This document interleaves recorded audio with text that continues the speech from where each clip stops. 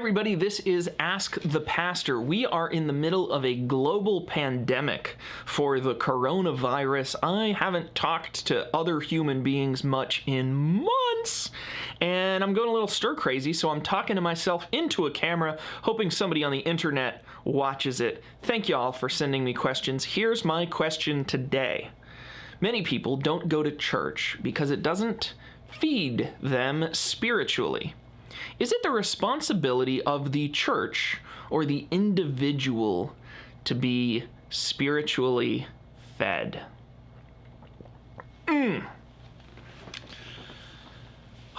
This is a hard one. This may be the hardest question I've ever had to answer, if I'm honest with you. I've had some complicated ones, I've had some curveballs, but this one I'm conflicted about. So I'm just going to give you both answers. Here's the thing.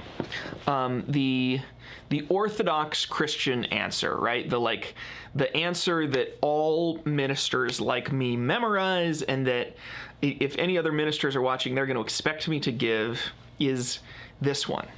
It's the responsibility of the individual.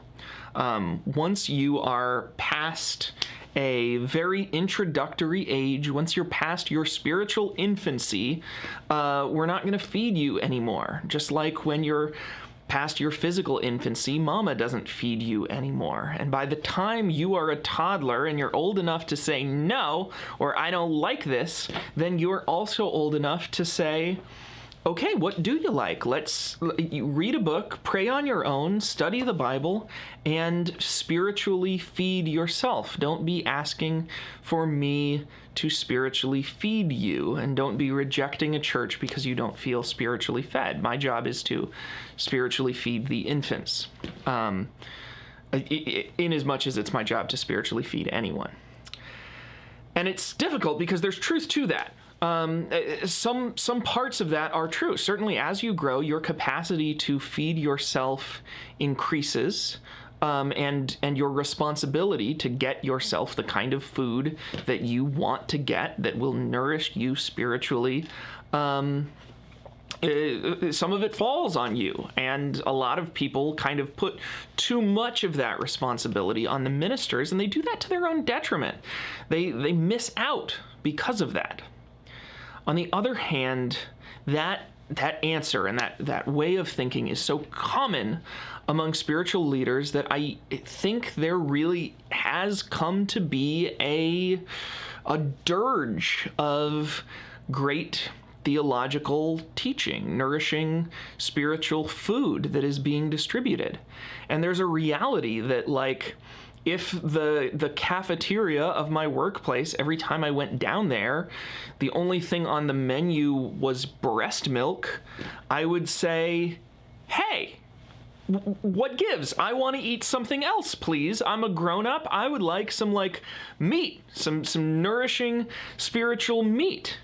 And there are, in many ways, kind of few places in our society where we can go to culinary school, where we can be taught how to pour our own bowl of cereal, make our own PB&J, advance from there to the mac and cheese, and then advance from there to the spaghetti and meatballs.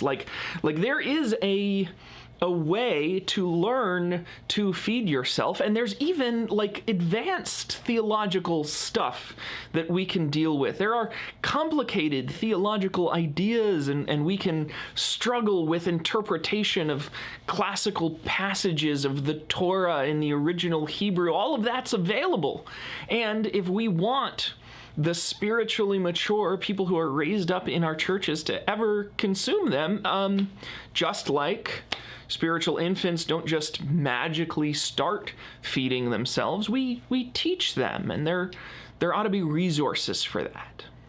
And so that's one of the things that I hope I'm doing with this channel, is kind of engaging the questions that people want answered, including some of the hard and hairier questions, some of the questions that maybe don't come up on your average Sunday morning. I think YouTube can be a really brilliant tool for that, and I look to people like John Green of the Vlogbrothers, who has a great hope for the internet in that way that we can do thinky things, and let's get thinky about our Christianity. I mean, I watched a video just the other night that was two mathematicians dealing with a chessboard problem in a dungeon. I'll link it if you want. And it was so far over my head. I've never been good at math, but I was enthralled, and they were drawing me into this intense, advanced mathematics together. And maybe it's past time we started drawing people into intense, advanced theology together and showing them that real spiritual food, spiritual meat, isn't something that we will never provide them, but is indeed something that you can crave and desire, and even get upset with the institutions around you if they refuse to serve any to you. I hope this answers your question. If this does answer your question, I want to encourage you to share it, because this might be a way in which we start to get more spiritual meat to feed other people spiritually out into the world. If this doesn't answer your question, or you think I missed it, maybe there's a third option I didn't think of, or you really like that first one and you want to defend it, make a video. It'll be cool. We can talk. Let's do it. And finally, if you've got your own question to ask the pastor, maybe you've got a spiritually meaty question, I want you to ask it. Go ahead and put it down here in the comments, and I will make a video for you, no matter how meaty we have to get with it. You can also watch these other videos. These two are recommended, and then this one's that mathematician video I thought about, and go ahead and follow me there, and I'll see you next time. Bye.